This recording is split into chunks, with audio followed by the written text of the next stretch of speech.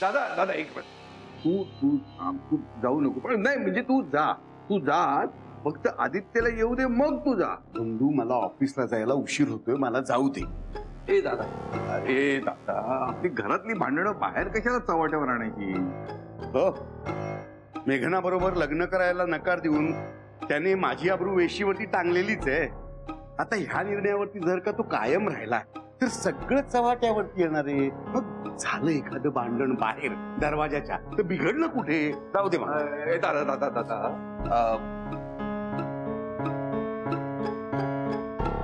ग्रहांची स्थिती फार वाईट आहे.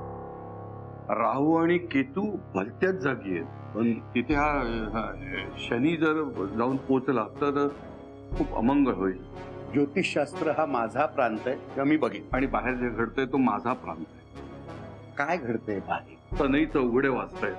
दादा तू थांब ना. पण तू काहीतरी सांगू नको मला उगाच. आदित्य तिथे काय करतायत देव जाणे. आदित्य रे, काय झालंय काय तुला? तू असा स्टॅच्यू सारखा नुसता उभा राहणारच की काही बोलणारच सुद्धा? नाही बोलणार. पण कधी? थांब ना.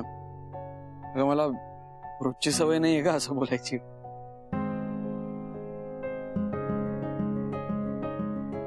असं बोलायची सवय नाही म्हणजे? म्हणजे हेच आता जे मी तुझ्या समोर बोलणार आहे आता. आदित्य, तू नक्की काय बोलणारस? मला भीती वाटायला लागली आता.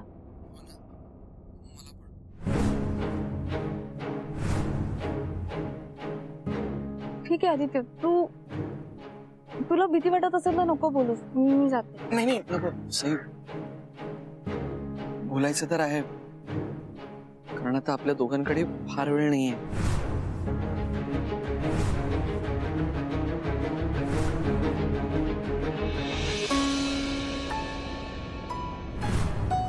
नाही म्हणजे तसं नाही. म्हणजे तुला कॉलेजला जायचंय, मला ऑफिसला जायचंय आणि दादा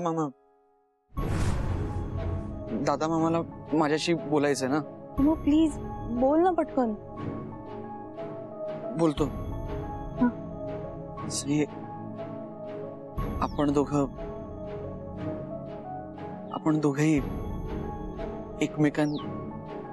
एकमेकांचे खूप चांगले मित्र आहोत. अरे वा, मला माहितीच नव्हतं आपण दोघे एकमेकांचे चांगले मित्र होते. तू मला बोलूच देत नाहीस. सॉरी मी आता गप्पा बसते, एकदम लाज्जासारखी गप्पा बसते. पण तू शमशेर सिंग बन आणि बिनधास्त बोलून टाक जे काही बोलायचं.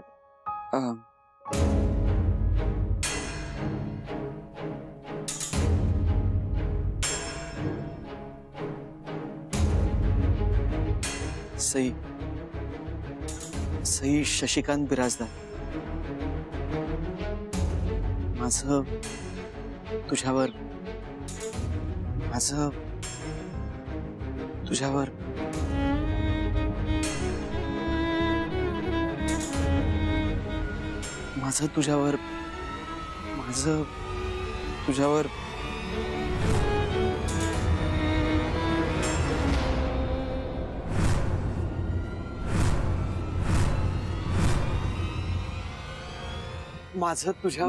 काय?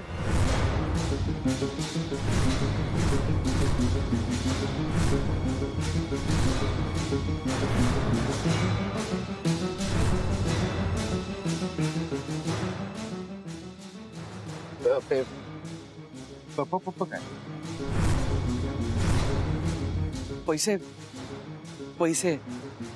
माझं तुझ्यावर म्हणजे हिच्यावर लोन आहे, म्हणजे 500 रुपयाचं. 500 रुपये माझे तिच्याकडे ते परत घेत होतो. ह्या पैसेवाल्या मुलीकडून म्हणजे 500 रुपये येणे? अरे तसं ऍक्च्युली काय झालं, हा ते माझ्या पहिल्या पगारात नाही का 500 रुपयाचा हिशोब लागत नव्हता. तेव्हा ऍक्च्युली काय झालं की तिचं कार्डचा काहीतरी प्रॉब्लेम झाला होता, त्यामुळे मी तिला ते 500 रुपये दिले होते. म्हणलं आपले पैसे परत घ्यावेत ना. मग आता अचानक आठवलं तुला? आत्ता जागा नाही बरेच दिवस होतं मनात, पण कसं सांगू, कसं विचारू हे कळत नव्हतं. आज धीर केला, पण तू आलास. म्हणजे आपला हक्काचे ते मागण्यात एवढा विचार कसला करायचा? हो ना, तू तिचा हात थोडंच मागत होता.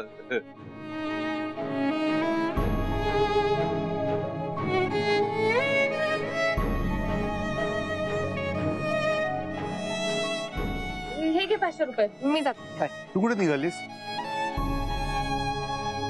कॉलेजला. अच्छा अच्छा, शिकतेस का तू अजून? छान छान. हे शिक्षण महत्वाचं आहे. पण हे बघ, तू ह्याला असं लपून छपून भेटायला येत जाऊ.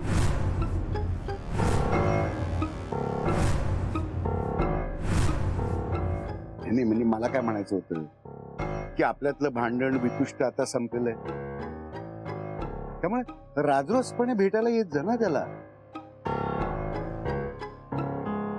आणि तसंही तुझ्या मनामध्ये काही, तुमच्या मनामध्ये काही पाप नाहीच आहे, मग प्रश्नच मिटला नाही का?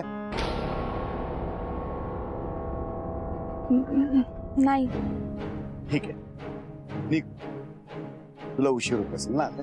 हो, मी जाते. बाय आदित्य. भेटू आपण नंतर कधीतरी.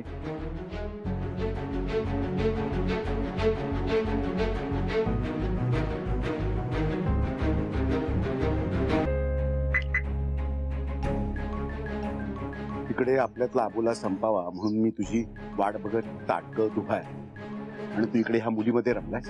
हे दादा मामा, अरे म्हटलं ना, पैसे तिचा. मला मूर्ख समजतोस का? मला काही कळत नाही का तुमच्यामध्ये काय चाललंय ते? अरे दादा, तू त्याचं ऐकून तर घे. अरे पण ह्याचं ऐकून घ्यायला हा ह्याच्या मनाचं बोलतोय कुठे?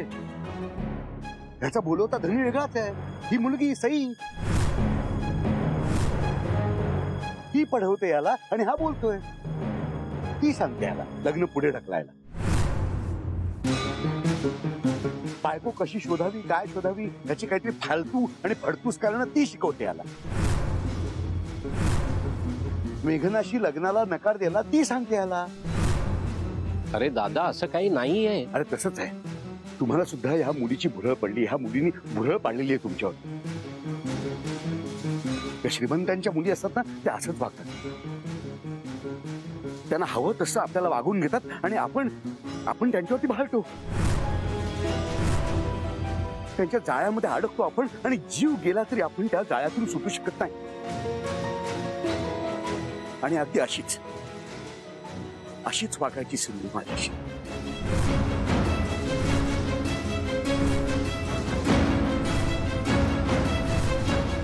आणि अजूनही तशीच वागते. त्या सिंधुपाई जशी माझी अवस्था झाली ना, तशी ह्याची होऊ नये म्हणून याला साध्या घरात ती मुलगी आणली, तर ती याला नकोय. अरे तू तिचे तर्क मांडतोस ना, तसं काही नाहीये. तसं नाही तर कसं सांग मला तू. माझं तुझ्यावरती ह्याच्या पुढे काय बोलणार होतास तू?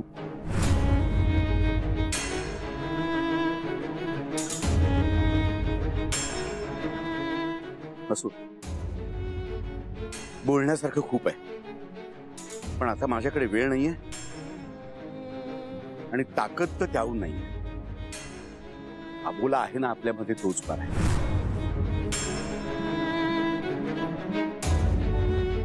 जातो.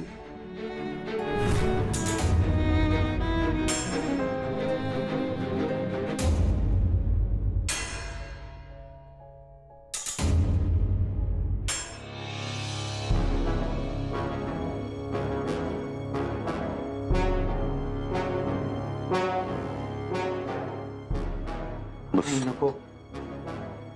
बस रे, ये पाणी पी. मला पाणी नकोय. मला प्रश्नांची उत्तर हवी. अरे देतो, पाणी पी.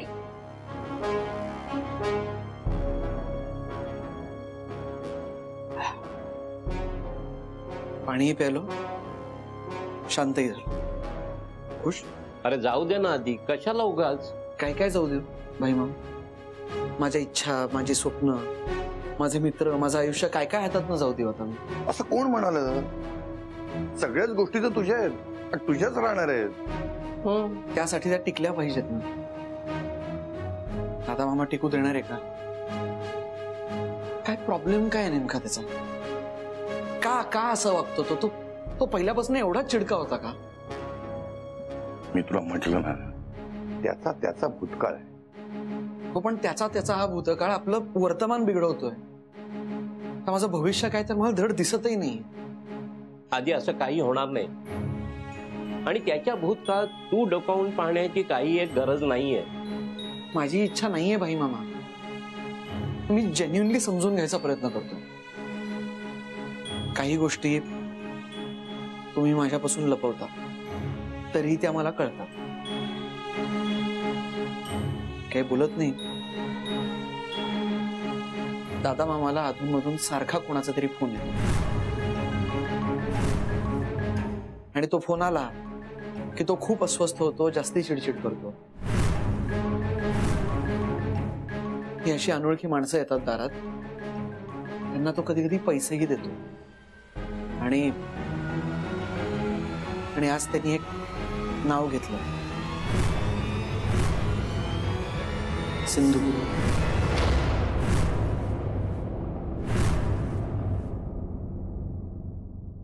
कोण आहे ही सिंधू? सिंधू नाही रे. अरे तू बंधू म्हणाला असेल. बंधू. तू काय बंधू.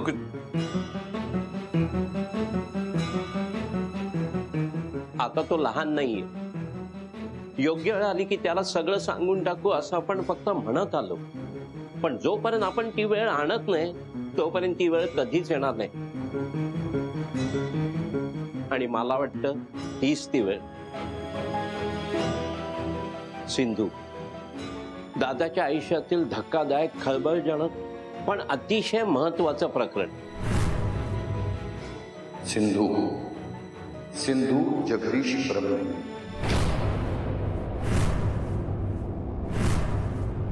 ब्रह्मेंच्या घरची, पण आता ह्या घरात न नांदणारी एकुलती एक सून. म्हणजेच दादाची लग्नाची बाई.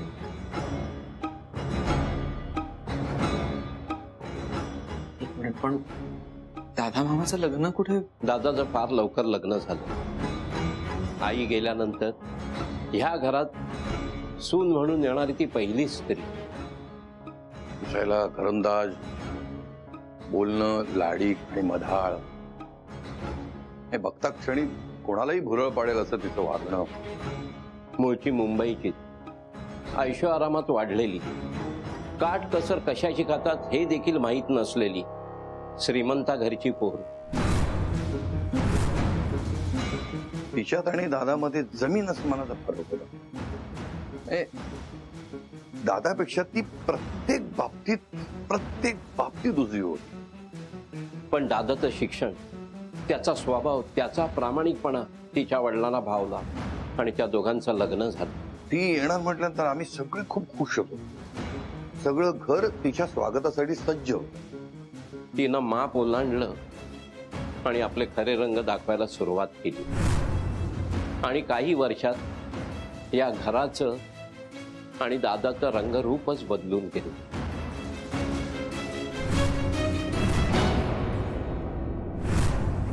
सिंधू, सगळं जग बदललं पण तू बदलली नाहीस. तू अजूनही तितकीच खालच्या थरावरची बाई आहेस जेवढी आधी होतीस. बाई बाई बाई बाई बाई बाई बाई बाई बाई.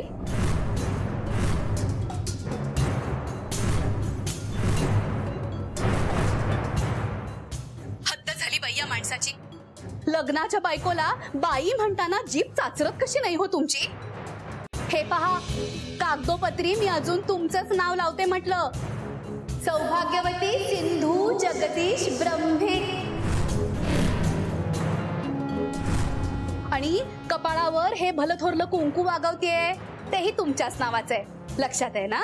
हे बघ सिंधू, माझ्या बाबांनी 7 ब्राह्मणांच्या साक्षीनं थाटा माटात लावून दिलेलं लग्न ब्रह्मेंच्या 18 विश्व दारिद्र्य असलेल्या घरात असा सोहळा पाहताना साक्षात ब्रह्मदेवाचे सुद्धा डोळे दिपले असतील.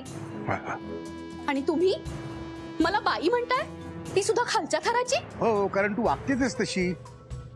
म्हणजे तुझ्या पापाची फळं आणि छान चोकीचा भुर्दंड तू माझ्या माथ्यावरती मारतेस. काय छान चोकी केली हो मी? हा, जरा दिवाळीसाठी म्हणून वाणसामान मागवलं, सणासुदीला 4-2 साड्या घेतल्या, 2-1 दागिने केले, तर काही चुकलं का माझं? अगं पण त्याचे पैसे मी का म्हणून मोजायचे? हे बघ, तुझ्या महिन्याचा खर्च पुरवताना आधीच माझ्या नाकी नऊ येतात. हं? आता त्यात हा भुर्दंड मला कशा करतात? मला काही ही तुझी उधळपट्टी परवडणार नाही. हे बघ, तू चांगली धडधाकट आहेस, काहीतरी कमाव आणि या खर्च काय तर तुझा तू बागव.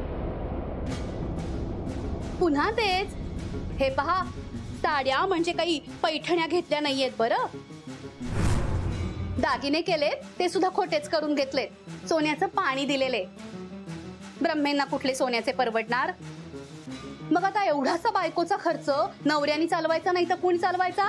हे बघ, तुझ्यात आणि माझ्यामध्ये नवरा बायकोचं नातं नाहीये, म्हणजे किमान मी तरी तुला आता बायको मानत नाही. पण मी मानते आणि कायदा सुद्धा मानतो.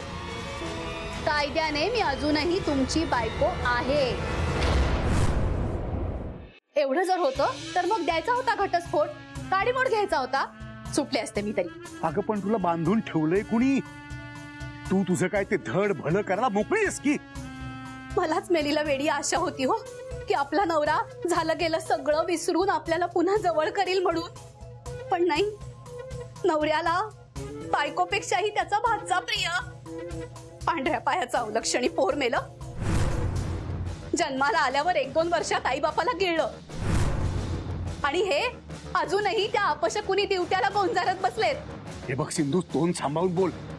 माझ्या घरच्यांबद्दल बोलीस ना तर जीभ हासडून ठेवीन तुझी. तुमच्या घरची माणसं? अहो, मी सुद्धा तुमच्याच घरची आहे, तुम्ही मला घालवली असलीत तरी. आणि माणसं जरी तुमची असली ना तरी त्या घरावर माझा सुद्धा हक्क आहे बरं, कायद्यानी. आणि त्याच कायद्यानी माझे सगळे खर्च आणि हट्ट पुरवणं ही तुमची जबाबदारी आहे. हे बाई, तू मला कायदा शिकू नकोस, मलाही कायदा कळतो, समजलं ना? हो ना? मग हे सुद्धा कळत असेल की कायदा कायम बाईच्या बाजूने उभा असतो. अहो, न्यायदेवता सुद्धा शेवटी बाईच नाही का? तिच्या हातात असतो तराजू, कारण गोष्टी तोलून मापून घेणं हे बाईचंच काम. पुरुषांनी फक्त मान डोलवायची आणि किंमत मोजत राहायची. मोजाल ना? अजिबात नाही. हे बघ, यापुढे मी तुला एकही पैसा देणार नाही, लक्षात ठेव. हा, तसलं काही करू नका, नाहीतर यावेळी जशी माणसं आली तशी पुढच्या वेळी मी उभी राहीन तुमच्या दारात. आणि ब्रह्मेंची अब्रू जाईस तोवर सगळ्या जगाला ओरडून ओरडून सांगेन की मी यांची लग्नाची पण टाकलेली बायको, सौभाग्यवती सिंधू जगदीश ब्रह्मे. हे बघ, माझं नाव लावू नकोस.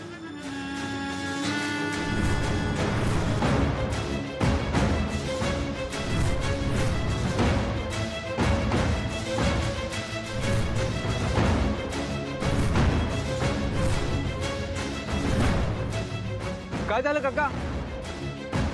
काय मदत करू? आणि तुमची ती गोळी?